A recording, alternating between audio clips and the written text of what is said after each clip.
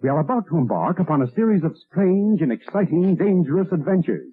Adventures that will lead us to all parts of the world. Hello and welcome to another Bad Comic Review, this time where you're looking at Absolute Power Force VII Issue 1. This 7-part miniseries from DC Comics in 2024, and it is a direct tie-in to the Absolute Power miniseries. Now this one is a weekly book, so it will wrap up before the final issue of Absolute Power, supposedly. This issue is called Last Son, written by Leah Williams, art by Caitlin Yarsky, colors by Alex Guimaraes, letters by Dave Sharpe, cover by Pete Woods, assistant editor Jillian Grant, senior editor Brittany Holzer, group editor Paul Kaminsky. Cover's well done overall. I think Mary Marvel's face looks a little weird, but at least it's a dynamic cover. Something is happening. Now this picks up after the events of Wonder Woman issue 11, which is a tie-in but not a mandatory issue. They do recap the events in here fairly well, but it takes a little while to get to that, so you kind of have to bear with it for a few pages. Amanda Waller is sending one of the Amazo robots out, and she's using Parasite to hunt down the Marvels. So Mary and Captain Marvel, the Captain, have managed to escape to the Rock of Eternity, and they're using Parasite to track them down, and effectively torturing Parasite along the way. Now Mr. Dinosaur is cataloging everything in the room of souvenirs, where Billy and Mary are trying to find some weaponry. They kind of go overboard with the joke of his compulsive filing and paperwork. I get what they were going for, but it's